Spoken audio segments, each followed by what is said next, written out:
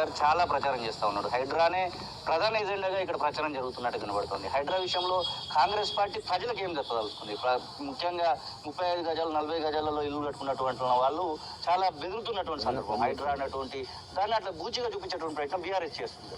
అసలు హైడ్రా అందరి దగ్గరికి ఎందుకు పోతుందండి? పబ్లిక్ ఇబ్బంది అయిన కాడికే పబ్లిక్ రక్షణ కోసమే పోతుంది. అది కూడా ఎక్కువ వాళ్ళు హైరాణ పడడంలో ఈ భూములు కబ్జా చేసి భూములు అమ్ముకున్నదంతా కూడా బీఆర్ఎస్ వాళ్ళు, కాబట్టి వాళ్ళకు ఎఫెక్ట్ అవుతుంది. ఇవాళ ఇప్పటిదాకా నేను ఇక్కడ వడ్డెర సంఘం వాళ్ళ మీటింగ్కి వెళ్ళినాం.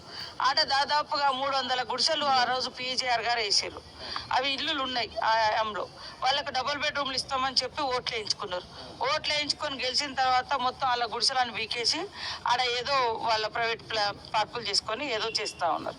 కానీ 300 గుడిసెలు అక్కడి నుంచి వెళ్ళగొట్టారు. అది ఇప్పుడు మాకు చెప్పారు వాళ్ళు. అంటే ఇట్లా ఎక్కడ మేము చేయట్లేదు. ఎక్కడైతే ఒక ఇల్లు ఒక అక్రమ మూలంగా 100 మందికి నష్టం జరుగుతున్నప్పుడు ఒక ఇల్లును తీయాలి. అది ఈ భూములు కూడా ఎప్పుడు అయింది అంటే ఈ బీఆర్ఎస్ వాళ్ళే ప్రభుత్వ భూమి